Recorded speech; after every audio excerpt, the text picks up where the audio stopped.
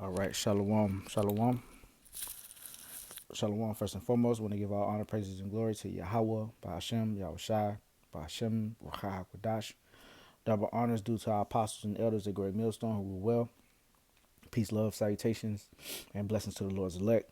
This is the brother Yeshaya, part of Men of Valor, South Carolina, and this lesson right here is going to be based off of the Elder Manatazak Bob's video. Um, but also I was drafting this lesson up a while ago, and I guess I forgot about it in my notes, but I added a few more pre's to it based off of the elder Manattas Abbas, the elder down in Myrtle Beach, South Carolina. Uh, yeah, so basically about brotherhood alone not being able to save you, because you got a lot of guys that put the brotherhood before what we should be putting first is the doctrine. Now, if you are doing the brotherhood a service, or you're serving the brotherhood correctly, right?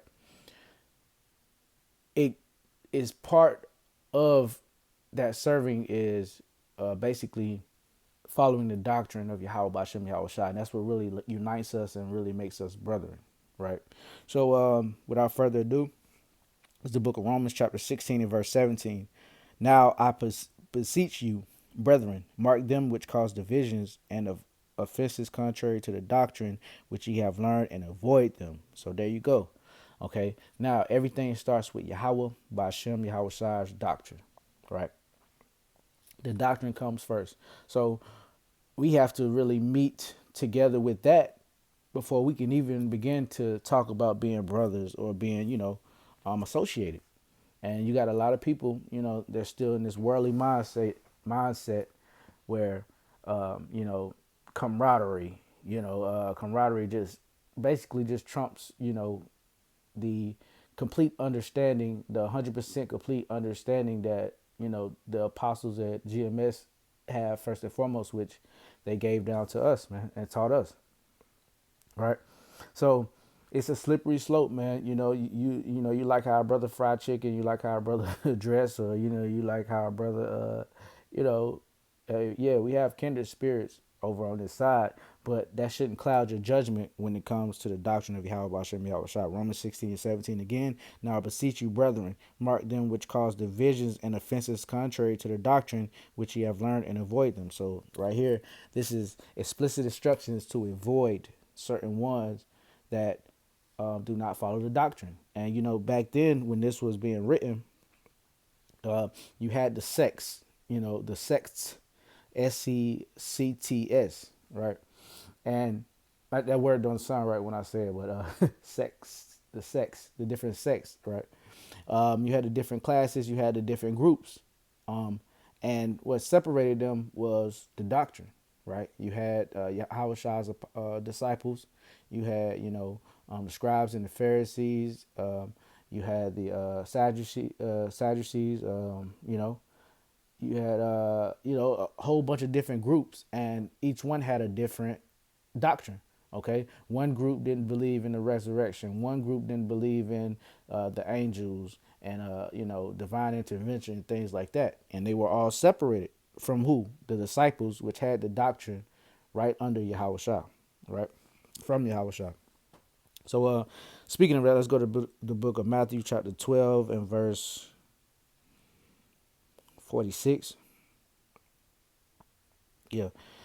Matthew 12 and 46. While he yet talked to the people, behold, his mother and his brethren stood without, desiring to speak with him. So this is Yahweh Shai's actual mother and his brothers. And yes, he did have brothers and sisters. All right. He had two brothers that were in the truth, James and Jude, and he had two brothers that were not of the truth, Hoshes and I forgot the other one. But yeah.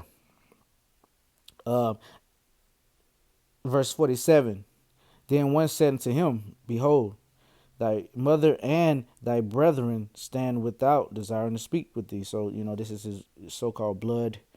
This is his blood family, his actual mother Mary and his siblings. 48. But he answered and said unto him that told him, Who is my mother, and who are my brethren? And he stretched forth his hand toward his disciples and said, Behold, my mother and my brethren. For whosoever shall do the will of my Father which is in heaven, the same is my brother and sister and mother. So there you go. Okay. Whoever does the will of the Father, which coincides and ties into following the doctrine 100%, the 100% completely, right? No, no sways, no errors, you know. The Lord made it perfect, and for the most part, we have it. It's perfect for as much as we have down here in this polluted world. That makes sense. So, you know, oldie but goodie. Amos 3:3. Can two walk together except they be agreed? So there you go. All right, you can't call someone your brother, and when the scriptures come up, because when we're congregating and we're with brethren, it's not all just like folly and hee hee ha ha and laughs. Of course, we share some laughs, and we alleviate some stress by being with each other. But the thing is, it's the scriptures are always going to come up. All right, the Holy Bible is always going to come up, and that's through the Spirit. Because when two or more gather in His name, He is in the midst. Yahweh Shai is in the midst, right?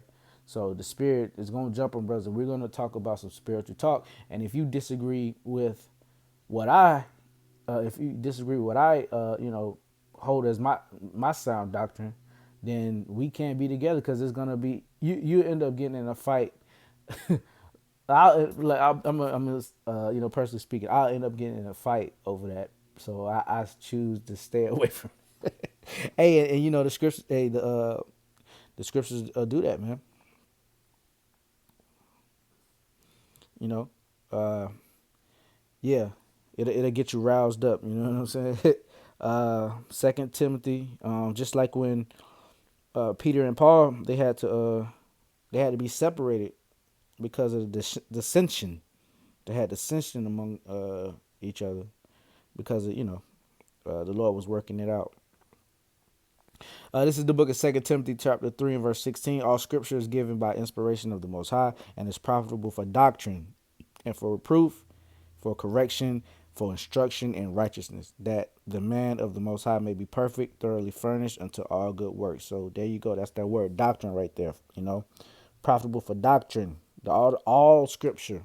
Okay, so there is a certain doctrine that you have to abide by. All right, and what really makes us and binds us as brothers and is the real camaraderie or the real brotherhood is agreeing in one in Yahweh Ba'ashem Yahweh Shah. 2 Timothy 4:1, I charge thee therefore before the Most High and the Lord Yahweh Shah Mashiach, who shall judge the quick and the dead at his appearing and his kingdom. Preach the word, be instant in season, out of season. Reprove, rebuke, exhort with all long suffering and doctrine. There you go. That's that word again, doctrine, man.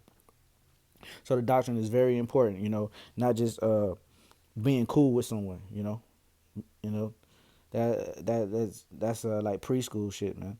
Titus 2:1, but speak thou the things which become sound doctrine, that the aged man be sober, grave, temperate, sound in faith and in charity and patience. All right, so there you go. I just wanted to bring up, that doctrine, Okay, that's the main point. All right, abiding by a certain doctrine, right?